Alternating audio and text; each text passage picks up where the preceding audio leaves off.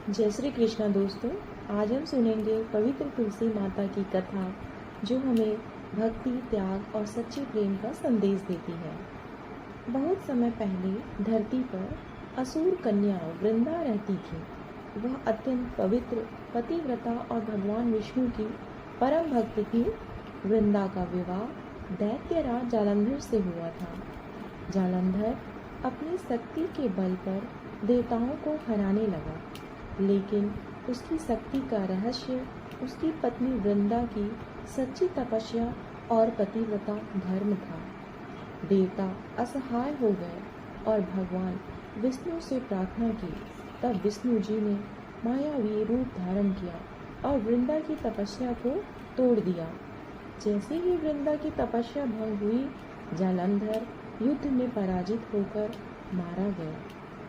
जब वृंदा को यह छल ज्ञात हुआ तो उन्होंने भगवान विष्णु को श्राप दिया, हे विष्णु, जैसे तुमने मेरे साथ छल किया वैसे ही तुम पत्थर बनोगी। इसके बाद वृंदा सती हो गई और जहाँ उनकी चिता बनी वहीं एक पवित्र पौधा उत्पन्न हुआ। यह पौधा आगे चलकर तुलसी माता कहलाया।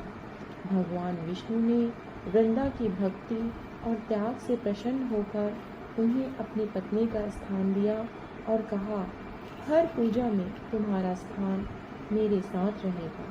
बिना तुलसी के मेरा पूजन अधूरा है।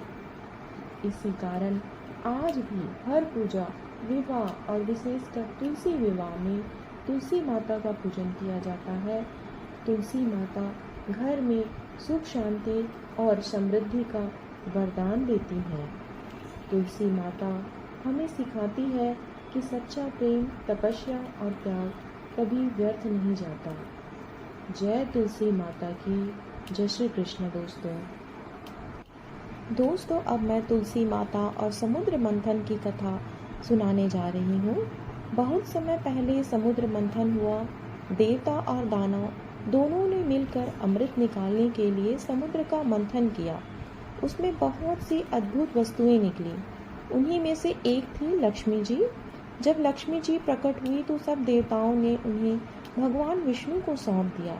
लक्ष्मी जी ने विष्णु जी को पति के रूप में स्वीकार कर लिया, लेकिन लक्ष्मी जी ने विष्णु जी से कहा, हे प्रभु, आपके साथ तो मैं हमेशा रहूंगी, लेकिन मुझे एक सखी भी चाहिए जो हमेशा मेरे साथ रहे। तब विष्णु जी मुस्कुराए और समुद्र मंथन से ही एक दिव्य पौधा उत्पन्न हुआ। वह थी तुलसी माता।